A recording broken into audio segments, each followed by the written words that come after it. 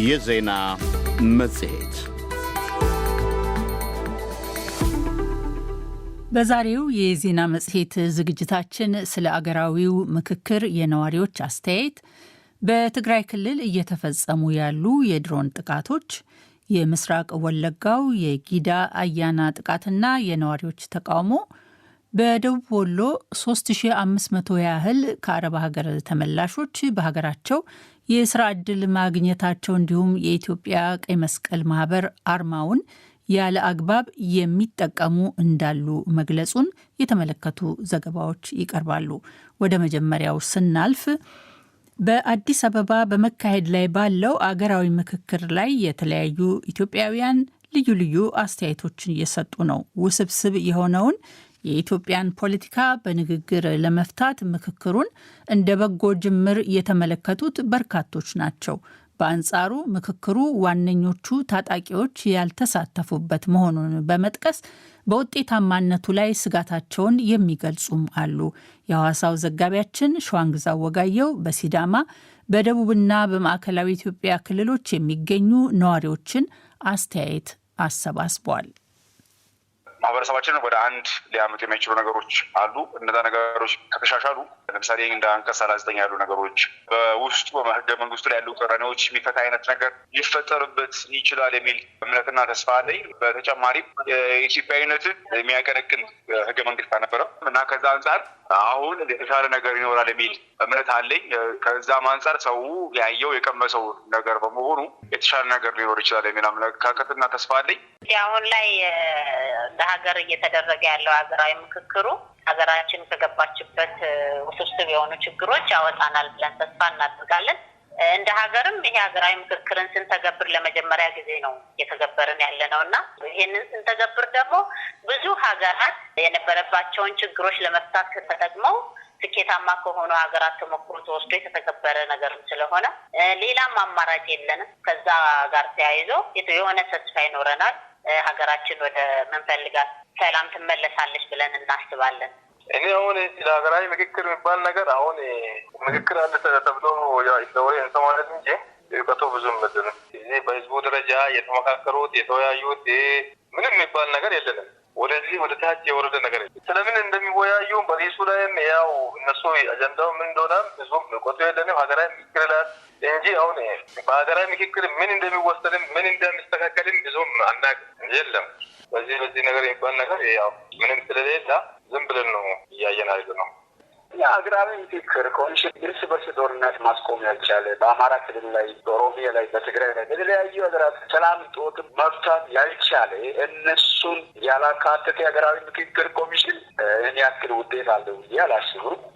ምክክሩ ጥሩ ሆኖ እያለ ያው እንግዲህ በቃ ሁሉም የመቸኮል ስራ እየሰራ እኮ ነው። ግራ ያጋባል። ባይቸኮል ለውሳኔ ባይሮጥ ቀስ እያለ አንድን ላም እኮ ወተት ማለብ የምትፈልግ ከሆነ አይውሰትህ እያሻሸህ ሲሆን ወለል ብላ ትመጣለች እና ትስቃለች። ወተት ግን እንዲህ ብላ ስትራገጥና ስትፈራ ስትሸቆረር ውስጧ ሲገቡ የመንቀጥቀጥ ባህሪ ስታመጣ በዛው ዱላ ከመጣት ያው አውሬ ሆና ነው የምትቀረው እና አውሬ እያደረገ ያስቀረው እኔ ሰላይ ነው ብለው ለምን ሩጫ ነው።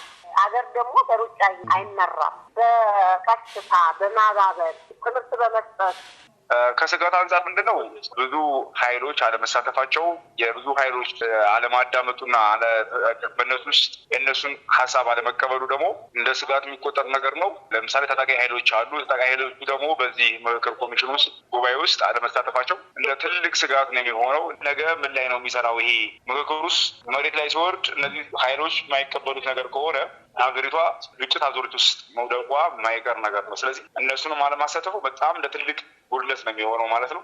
ከዚህ በፊትም ህገ መንግስቱ ሲቀረጽ ያልገባ አካል በመኖሩ እንደ ሀገር እነዛ ባለመካተታቸው ጭምር አሁን ሀገራችን የገባችው ውጥንቅጥ መካከል አንዱ ራሱን የቻለ ቁርሾ ከመሆኑ ጋር ተያይዞ አሁንም እነዚህ በትጥቅ ትግል ያሉ የሰሜኑ ክፍል ትግራይ አካባቢ ያለው የተከሰተው ነገር አሁን ላይ ሀገራዊ ምክክሩ እየተደረገ ያለ ራሱ እየተፈጠሩ ያሉ ጦርነቶች ደግሞ ሀፕን በማድረጋቸው እንትናችንን ያው 50-50 ሆነን ተስፋ እንድንጠብቅ አድርጎናል ማለት ነው። ዛሬ ረፋድ በትግራይ ክልል መቀሌ ከተማ 2 ቦታዎች ላይ በተፈጸመ የድሮን ጥቃት 13 ሰዎች ከባድና ቀላል ጉዳት እንደደረሰባቸው የክልሉ ኮሚኒኬሽን ቢሮ ኃላፊ ለዶይቼ ቬለ አረጋገጡ። ኃላፊው የተፈጸመው የድሮን ጥቃት መኖሪያ ቤቶች ላይ ማረፉን ተናግረዋል። በጉዳዩ ላይ ከኢትዮጵያ መንግስትም ሆነ ከመከላከያ ሰራዊት በኩል እስካሁን የተባለ ነገር የለም። የክልሉ ኮሚኒኬሽን ቢሮ ኃላፊ የኢትዮጵያን መንግስት ለመውጋት በሚል ከኤርትራ ጋር የተጀመረ ግንኙነት እንደሌለ ገልጸው፣ ሆኖም ለዚሁ ዓላማ በሀገር ውስጥ ከሚንቀሳቀሱ ኃይላት ጋራ ወደ ህብረት እያደገ ያለ ያሉት ግንኙነት መኖሩን አረጋግጠዋል። በትግራይ ክልልና በኢትዮጵያ መንግስት መካከል የሰላም ድርድር መጀመሩን የሚገልጹ ዘገባዎች ሐሰት መሆናቸውንም ኃላፊው ዛሬ ለዶይቼ ቬለ ገልጸዋል። ሶሎሞን ሙጬ ተጨማሪ ዘገባ አዘጋጅቷል። ዛሬ ሐሙስ ነሐሴ 14 ቀን 2018 ዓ.ም ከቀኑ 5 ሰዓት ላይ በትግራይ ክልል መቀሌ ከተማ 2 ቦታዎች ላይ ተፈጸመ በተባለ የድሮን ጥቃት ጉዳት የደረሰባቸው እናቶችና ህጻናት ወደ ሆስፒታል መግባታቸውን የትግራይ ክልል ኮሚኒኬሽን ቢሮ ኃላፊ ዶክተር አብርሃም ሀጎስ ለዶይቼ ቬለ አረጋግጠዋል። መቀሌ ከተማ 2 ቦታ የድሮን ጥቃት ፈጽሟል። አንደኛው በሐወልቲ ክፍለ ከተማ መሞና የሚባል ቀበሌ ቀጠና 27 የሚባል ቦታ ላይ በመኖሪያ አካባቢ ነው ቦምቡ ያረፈው። እስካሁን ባለው መረጃ 13 ሰው በከባድና በቀላል ቆስሎ ሆስፒታል የገባበት ሁኔታ አለ። ሁለተኛው ኩሃ አካባቢ ነው የደበደበው። ከዛ አካባቢ ጉዳት እንዳልደረሰ ነው መረጃ ያገኘ ነው ማለት ነው። ኃላፊው ሰሞኑን መሰል የድሮን ጥቃቶች በራያ አላማጣ መረዋ የሚባል ትምህርት ቤት ላይ፣ በሽራሮ ነሐሴ 12 ደግሞ በእንደርታ ወረዳ ውስጥ አንድ ጎጥ ላይ ጥቃት መፈጸሙን፣ በተለይ ደቡባዊ ዞን ላይ ተፈጸመ ባሉት ጥቃት ንጹሐን ሰዎች እንዲሁም እንስሳት መጎዳታቸውን ገልጸዋል። እነዚህ ጥቃቶች እየተፈጸሙ ያሉት በምን ምክንያት እንደሆነ ኃላፊው ማብራሪያ ሰጥተዋል። የጦርነት አንድ አካል ነው። በተከታታይ የድሮን ጥቃት፣ በተከታታይ የጀት ድብደባ እያካሄደ ያለበት ሁኔታ ነው ያለው። የሸሪሪናውም አንዱ የጦርነቱ አካል ነው ተብሎ ነው ሊወሰድ የሚችለው። በዚህ በደቡባዊ ግንባርም ኦልሬዲ ጦርነት ለመጀመር የሰራዊት የመሳሪያም እንቅስቃሴ አድርጎ ነበር። እስካሁን በግልጽ በመሬት የተጀመረ ነገር የለም። ያም ሆነ ይህ ግን በእኛ በኩል ብልጽግና ትግራይ ላይ ጦርነት ከፍተዋል። ያው ከኛ በኩል ግብረ መልስ ስላልተሰጠ ብቻ ካልሆነ ወደ ከፍተኛ ጦርነት ያልተገባው፣ በብልጽግና በኩል ግን ኦልሬዲ ጦርነት ከፍቶብን ጥቃትም እየፈጸመ ያለበት ሁኔታ ነው ያለው ማለት ነው። በዚህ ጉዳይ ላይ ከኢትዮጵያ ፌዴራል መንግስትም ሆነ ከሀገር መከላከያ ሰራዊት የተባለ ነገር የለም። የጦር ኃይሎች ኢታማዦር ሹም ፊልድ ማርሻል ብርሃኑ ጁላ በሰራዊቱ የልዩ ዘመቻዎች እዝ የ2018 የስራ አፈጻጸም ውይይት ማጠቃለያ ላይ ተገኝተው ነሐሴ 8 ቀን 2018 ዓ.ም ሰጡት በተባለው መመሪያ ኢትዮጵያ በተደጋጋሚ በህወሓት ክደት የተፈተነች ነገር ግን ጸንታ የቆመች ሀገር መሆኗን ስለመናገራቸው ተጠቅሷል። ኤርትራ፣ ህወሓት፣ ፋኖ እንዲሁም የኦሮሞ ነጻነት ሰራዊት ጽምዶ የተባለ ጥምረት ቀርጸው ህዝብን ለስቃይና መከራ በመዳረግ ደካማ ኢትዮጵያን ለማየት ጓጉተው እየሰሩ መሆኑን ስለመናገራቸው በመከላከያ ሰራዊት የፌስቡክ አምደ መረብ ላይ ተጽፏል። የትግራይ ክልል ኮሚኒኬሽን ቢሮ ኃላፊ ግን የኢትዮጵያን መንግስት ለመውጋት ከኤርትራ ጋር የተጀመረ ግንኙነት እንደሌለ ገልጸዋል። ሆኖም ለዚሁ ዓላማ በሀገር ውስጥ ከሚንቀሳቀሱ ኃይላት ጋር ወደ ህብረት እያደገ ያለ ያሉት ግንኙነት ስለመኖሩ አረጋግጠዋል። ከኤርትራ ጋር የህዝብ ለህዝብ ግንኙነት አለ። ጉርብትናውን ለማጠናከር የአስተዳደሮች ግንኙነትም የተፈጠረበት ሁኔታ እንዳለ ግልጽ ነው። ከዚህ ውጭ ግን ከኤርትራ ጋር ተሆኖ የፌዴራልን መንግስት ለመምታት የሚደረግ እንቅስቃሴ የለም። በእኛ በኩል ኢትዮጵያ ውስጥ ያሉት ኃይሎች ምናልባት የትግራይ ህዝብ በአሁኑ ሰዓት የህልውና አደጋ ገጥሞኛል ብሎ ነው እየታገለ ያለው። ፋኖ ኃይሎቹም የአማራ ህዝብ የህልውና አደጋ ተጋርጦበታል ብለው መሳሪያ አንስተው እየተዋጉ ያሉበት ሁኔታ አለ። ቆላም ቢሆን በተመሳሳይ የኦሮሞ ህዝብ አደጋ ላይ ነው ያለው ከዚህ ስርዓት በሚመነጭ ችግር ብሎ እየታገለ ያለበት ሁኔታ አለ። ሌሎችም አሉ ድርጅቶች። ስለዚህ ታግለን ይህን ስርዓት አንድ አደብ ማስገዛት መቻል አለብን የሚል እንቅስቃሴ ረዥም ጊዜ አድርጓል ማለት ነው። አሁን ወደ ተመሳሳይ ህብረት እያደገ ወደ መደጋገፍም እያደገ የሚሄድበት ሁኔታ አለ። ህወሓትና የፌዴራሉ መንግስት ድርድር ጀምረዋል፣ ውይይት ጀምረዋል። የሰላም ድርድር ቦታም ተጠቅሶ ኬንያ የሚባል መረጃ ይወጣል። ምን ያህል ተጨባጭ ነው ይሄ በትክክል ከሀቅ የራቀ ነው። እስካሁን ለሰላማዊ ድርድር ተብሎ የተደረገ ንግግርም የለም፣ የተነሳ ሀሳብም የለም ማለት። በትግራይ ክልል እየተፈጸመ ነው ስለሚባለው የድሮን ጥቃት የመንግስትን ምላሽ ለማካተት ወደ ኮሚኒኬሽን አገልግሎት ሚኒስቴር የእጅ ስልክ ብንደውልም ልናገኛቸው አልቻልንም። ለዲደብሊው ሰለሞን ሙጬ ከአዲስ አበባ። የምትከታተሉት ከዶቼ ቬለ የሚተላለፍላችሁ የዜና መጽሔት ዝግጅታችን እንደቀጠለ ነው። የቀጣዩ ዘገባችን ርዕስ የምስራቅ ወለጋው የጊዳ አያና ጥቃትና የነዋሪዎች ተቃውሞ ይላል። በኦሮሚያ ክልል ምስራቅ ወለጋ ዞን ጊዳ አያና ወረዳ አንገርጉቴ ከተማ አቅራቢያ ቱሉ ሌንጮ በተባለ ቀበሌ መንደር ታጣቂዎች በሲቪል መንገደኞች ላይ ባደረሱት ጥቃት ከፍተኛ ጉዳት መድረሱ ተነግሯል። ከሲቪል መንገደኞቹ በተጨማሪ ከጊዳ አያና ወደ ነቀምቴ ሲወሰድ የነበረ የ3 ባንኮችን ገንዘብ አጅበው በሚሄዱ የጸጥታ አካላት ላይ በደረሰው የአማጽያኑ ጥቃት የ3ቱም ባንኮች ማናጀሮች መገደላቸውም ተሰምቷል። በአካባቢው ተደጋግሞ የሚደርሰውን የጸጥታ መደፍረስና የንጹሐን ግድያን በመቃወም ደግሞ በወረዳው አያና ከተማ ውስጥ ትናንት ረቡዕ አመሻሽና ዛሬ ጠዋት ህዝባዊ የተቃውሞ ሰልፍ ተካሂዷልም ተብሏል። የአይን ምስክሮች በዘገባው ላይ የዘረዘሯቸውን ጉዳዮች በገለልተኛ ወገን ማጣራት አልተቻለም። ስዩም ጌቱ ተጨማሪ ዘገባ አለው። ከቅርብ ሳምንታት ወዲህ በአዲስ መልክ ባገረሸው የምስራቅ ወለጋ ዞን ጊዳ አያና ወረዳ አንገርጉቴ ከተማ ዙሪያ ላይ በተነሳው የጸጥታ መደፍረስ የማህበረሰቡ የዕለት ተዕለት ህይወት አደገኛ የተባለ ስጋት ውስጥ ገብቶ ቆይቷል። ትናንት በዚሁ ከተማ አቅራቢያ የተከሰተውን ከፍተኛ የሆነ የጸጥታው መናጋትና የደረሰውን የሰው ህይወትና የንብረት ውድመት ያስከተለው ጥቃት በማስመልከት የዓይን እማኝ የአካባቢው ነዋሪ ለዶቼ ቬለ እንደተናገሩት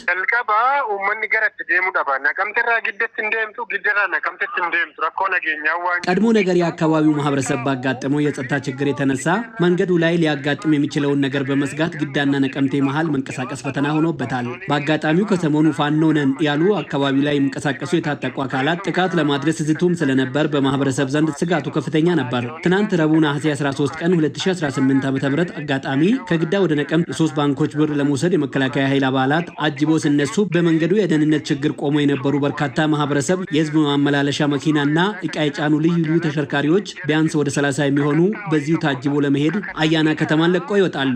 ከዚያን ወደ ነቀምት እየተጓዙ አንገርጉቴ ከተማ ለመግባት ሲቃረቡ ቱሉ ሌንጫ በሚባል ስፍራ ሲደርሱ የ3 ባንኮች ኃላፊና ብር ጫኑ መኪኖች ላይ ተኩስ ይከፈታል። ከዚያን እነሱን ተከትሎ ሲጓዙ የነበሩ የህዝብ መኪና ላይም ተኩስ ተከፍቶ ከፍተኛ ጉዳት ነው የደረሰው። ጥቃቱ ትናንት ረፋዱን የተከሰተ መሆኑን ገልጸው አስተያየታቸውን ያከሉት ለደህንነታቸው ሲባል ግን ማንነታቸው እንዳይገለጽ የጠየቁ አስተያየት ሰጪው የዓይን እማኝ በጥቃቱ የደረሰው ጉዳት ከፍተኛ መሆኑንም ነው ያመለከቱት። የሞተ ሞቶ ንብረት ተዘርፏል፣ በርካቶችም ታፍኖ ተወስደዋል። የትናንቱ ቀውስ እጅግ የከፋ ነው። ቅጥቅጥ መኪና ውስጥ ታግሮ ሲጓዝ የነበረ ህዝብ በሙሉ ሲቪል ናቸው። ገንዘብ ወደ ነቀምት በማጓጓዝ ላይ የነበሩ የ3 ባንኮች ኃላፊዎችም ተገድለዋል። ሌላው አስተያየት ሰጪ የአንገርጉቴም ከተማ ነዋሪ የዓይን እማኝ የአካባቢ ነዋሪ ናቸው። መንገደኞችን አጅቦ ከግዳ አያና ወደ ምስራቅ ወለጋ ዞን ዋና ከተማ ነቀምቴ በማጓጓዝ ላይ የነበረ የመንግስት የጸጥታ አካላትን ጨምሮ በርካታ መንገደኞች ላይ በተከፈተው የታጣቂዎቹ ጥቃት የደረሰው ጉዳት አስከፊ ነው ሲሉም አስተያየታቸውን ለዶቼ ቬለ አጋርተዋል። ቱሉ ሌንጫ ቀበሌ መንደር 3 ተብሎ በሚታወቀው አካባቢ ራሱን ፋኖ ያለ ታጣቂ በሰላማዊ መንገደኞቹ ላይ በከፈተው ጥቃት እስካሁን ህይወታቸው አልፈው አስከሬናቸው አንገርጉቴ ጤና ጣቢያ የመጡ በአይኔ የተመለከትኩኝ 8 ሰዎች ናቸው። 2 ሰዎች ደግሞ ቆስለው አሁንም እየታከሙ ነው። በአምቡላንስ ውስጥ የነበሩ 2 ሰዎች ከአምቡላንስ ጋር ተቃጥለዋል። እንደ አስተያየት ሰጪው የዓይን እማኝ የአካባቢው ነዋሪ በታጣቂዎቹ ወደ ጫካው ታፍነው የተወሰዱ በርካቶች ናቸው። እስካሁን የተወሰዱ ሰዎች እየተፈለጉ ነው። ቁጥር ስፍራቸውም አይታወቅም፣ ብዙ ናቸው። ተሰልፎ ሲጓዙ ከነበሩ ወደ 30 መኪና 2 የጊዳ አያና ሆስፒታል አምቡላንሶችን ጨምሮ በአጠቃላይም 7ቱ ተቃጥለዋል። ቀሪው ንብረትና የሰው ህይወት በአንገርጉቴ ከተማ ውስጥ የነበረ የኦሮሚያ ክልል ጸጥታ አባላት ታድገዋል። ዶቼ ቬለ አስተያየታቸውን የጠየቃቸው አንድ የጊዳ አያና ሆስፒታል ሰራተኛ ንብረትነታቸው የሆስፒታሉ የሆኑ 2 አምቡላንሶች በትናንቱ ጥቃት ከታካሚዎችና የህክምና ቁሳቁሶች ጋር መቃጠላቸውን አረጋግጠውልናል።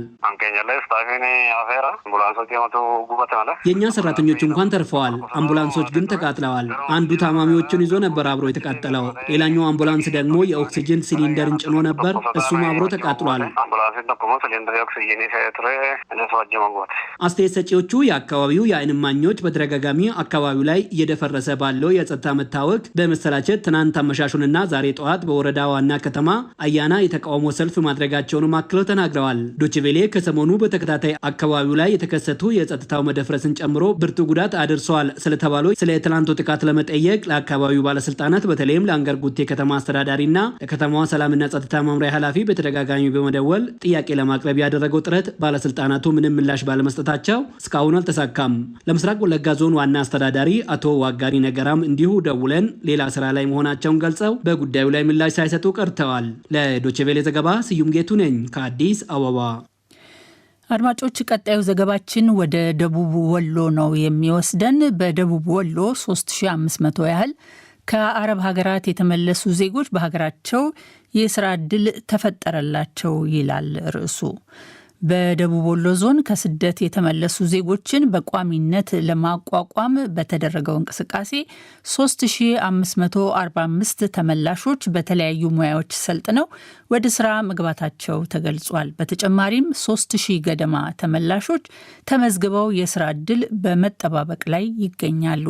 በዞኑ በሚገኙ 16 ፖሊቴክኒክ ኮሌጆች በኩል ስልጠና ያገኙት እነዚህ ወጣቶች በዶሮ እርባታ፣ በከብት ማድለብና በአገልግሎት ዘርፎች ተደራጅተው እየሰሩ ይገኛሉ። መንግስት ለተደራጁት ተመላሾች የብድር አቅርቦት እንዲሁም የመስሪያና የመሸጫ ቦታ በነፃ ማመቻቸቱ ተገልጿል። ኢሳያስ ገላው የባህር ላይ ጉዞ አስከፊ ጉዳቶችን አልፋ ሳውዲ አረቢያ መግባት ብትችልም ግን አስባው የሄደችውን የተትረፈረፈ ሀብት ሳታገኘው ወደ ሀገሯ የተመለሰችው ጦይባ ሰይድ ለአረብ ሀገራት ተመላሾች በተፈጠረው የስራ ዕድል ተጠቅማ በዶሮ እርባታ ዘርፍ እየሰራች ትገኛለች። በጊዜው ከትምህርት ስወድቅ በጣም ስበሳጭ ተነስቼ በባህር ነው የሄድኩት እና በባህር በሚሄድበት ሰዓት ብዙ ውጣ ውረዶች አልፈዋል። አልሐምዱሊላህ ያው መደፈር ባይኖርም በመንገድ በጣም ተንገላትቼ ርቦኝ ጠምቶኝ ብዙ ነገር ሁኜ በድካም በጣም ተሰቃይቼ ነው የገባሁት። ብዙ ነገር አለ የምንሰራው። ሰልጥነናል፣ አሰልጥነውና ጥሩ በሚባሉ አሰልጣኞች ሰልጥነን አሁንም ደግሞ ከኛው ስር ናቸው፣ ጥሩ ናቸው፣ ከአረብ ሀገር ተመላሽ ናቸው በሚል እንደ እህቶቻቸው አይተው ሳይመረሩ እስካሁን ድረስ ከኛው ከጎናችን ሆነው እያስቀጠሉ ነው ያሉት። እነሱም ውጤታማ ሆናቸዋል አልሐምዱሊላህ። ለሴቶች እጅግ ፈታኝ በሆነው የቀንድ ከብት ማድለብ ስራ ላይ የተሰማራችው የቃሉ ወረዳ ነዋሪ ሶፊያ መሐመድም አሁን ድረስ በርካታ ተስፋ አስቆራጭ የማህበረሰብ አመለካከት እንዳለ ትናገራለች። ሀገራችን ላይ ጣም አጠርገህ ራሱ ሊስትሮ ነው ብዙ ደረጃ የደረሱ ወጣቶች አሉ። በአደረጃጀት ዶሮ አርብተው ብዙ ደረጃ የደረሱ ጓደኞቻችን አሉ። ይሄን ሳይንቁ ቢሰሩ አሪፍ ነው። እኛ አሁን ራሱ በልጥፈት ነው እንዴ እንደው በቃ ጉድ አይታችሁ መታችሁ ምናምን አለ። እዛም እኮ አለ ሽንት ቤት ማጠብ አለ። ዝም ብሎ እዛም ብር አይገኝም። አንድ አይሉ ሁለት ጊዜ በህገ ወጥ የባህር ላይ ጉዞ ሳውዲ አረቢያ ለመስራት የሞከረው ሰይድ ሁሴንም አሁን ላይ በወረባቦ ከተማ በአገልግሎት ዘርፍ ላይ ተደራጅቶ ለለውጥ መስራቱን ይገልጻል። በአገር ላይ ነው ስራ ማንኛውም የሚያስደስተው በአገር ላይ ስትሰራ ነው። አሁን በፊት ያው እዛ ነበር የሚሰራው። ተመልሼ ነው እዚህ ሰራ ደብዬ በአጋጣሚ ደግሞ በመሀልም ተመልሼ ሄጄ ነበረ። እንደገና ደግሞ ተመልሼ መልሼ ያው እየሰራሁ ነው። እንግዲህ ያው አንድ መሞት አንድ ላለ መሞት ያው ተውለት አንዱ ወስነህ ነው የምትሄደው ዝሮ። ስለዚህ ያው እንደዛ አንዳንድ አሁን እንደዛ ረዘም የሚሉ እንደዛ ብድር ነገሮች እንደዚህ ቢመቻቹልን አሪፍ ነበር፣ እንሰራለን ብለን ነው እንግዲህ አረብ ሀገር ወደዚህ ነው የመጣሁት። በደቡብ ወሎ ዞን 16 የሚደርሱ ፖሊቴክኒክ ኮሌጆች ከአረብ ሀገራት ተመላሽ የሆኑ ወጣቶችን በተለያዩ የሙያ ዘርፎች በማሰልጠን አደራጅተው የራሳቸውን ስራ እንዲፈጥሩ ያስችላሉ። የሎጎ ሀይቅ ፖሊቴክኒክ ኮሌጅ ዲን የሆኑት አቶ ተመስገን መኮንን በአረብ ሀገራት የለመዱት ኑሮና ወቅታዊ የጸጥታ ሁኔታ ለተመላሾቹ ፈታኝ ነው ይላሉ። አንዳንዶቹ በጣም ተስፋ የቆረጡ አይ በቃ እኔ እንደውም መመለስ ፈልጋለሁ ብዙ ነገር ከሄድክ በኋላ እንደውም በቃ ብለውን ማቋረጥ የሚፈልጉ፣ አንዳንዶቹ የሆነ ለአንተ እንደሚሰሩ ሁሉ የተወሰነ ግንዛቤ መፍጠር በጣም አድካሚም አሰልቺም ነበር። ያው አንዳንዴ ከባድ ነው ምልህ እዛ ለምደው የሚመጡት ነገር እዚህ ያለው አሁን ነባራዊ ሁኔታው ትንሽ ወቅታዊ የሰላሙም ከኢኮኖሚ ያለመረጋጋቱም ጋር ተያይዘው ተመልሶ የሚሄድ ፍላጎቶች አሉ። ግን በተቻለ መጠን ደግሞ ውጤት ማምጣት እንደሚቻልና እዚሁ አካባቢያቸው ላይ መስራት እንደሚቻልም ማምነው እርስ በርሳቸው እየተደጋገፉ ያሉበት ሁኔታም ጥሩ ነው። ኮሌጁ የሚገኝበት አካባቢ በጣም ለአረብ ሀገር ስደት እድሉ በጣም ሰፊ የሆነና የተለመደ አካባቢ በመሆኑ ወደዛ በመሄድ የተወሰነ ስልጠና እየሰጠን ነው የምንገኘው። እንደ ኮሌጅም እንደዚሁ የሆነ ሀብት አፈላለግ የተወሰነ የስራ እድል እየፈጠረ የምንገኝበት ሁኔታ ነው ያለው። ለ3500 ከአረብ ሀገራት ተመላሽ ወጣቶች የስራ እድል እንደተፈጠረ የሚናገሩት የደቡብ ወሎ ዞን ስራና ክህሎት መምሪያ የስራ እድል ፈጠራ ቡድን መሪ የሆኑት አቶ አንተነህ ጌታሁን ተጨማሪ 3000 ተመላሾችም ተመዝግበው ተራቸውን እየጠበቁ ነው ይላሉ። ወደ 3545 የአረብ ሀገር ተመላሾች የስራ እድል ተፈጥሮላቸዋልና አሁንም እንግዲህ የተለያዩ ስራ ፈላጊዎች እየተለዩ ነው። ከነዚህ ከሚለዩ ስራ ፈላጊዎች የአረብ ሀገር ተመላሾች ኦልሞስት ወደ 3000 አካባቢ አሁን ራሱ ተለይተዋል። ከአረብ ሀገራት ተመላሽ ወጣቶች ወደ ስራ የሚገቡበት ካፒታል ከስልጠና በኋላ በረድኤት ተቋማት ድጋፍ እንዲያገኙና የመስሪያና የመሸጫ ቦታ በመንግስት በነጻ እንዲቀርብ ተደርጓል ተብሏል። ለዶይቼ ቬለ ዘገባ ኢሳያስ ገላው። አድማጮች አሁን የዛሬው የዜና መጽሔት የመጨረሻው ዘገባችን ላይ ደርሰናል። የኢትዮጵያ ቀይ መስቀል ማህበር አርማውን ያለ አግባብ የሚጠቀሙ እንዳሉ መግለጹን ይመለከታል።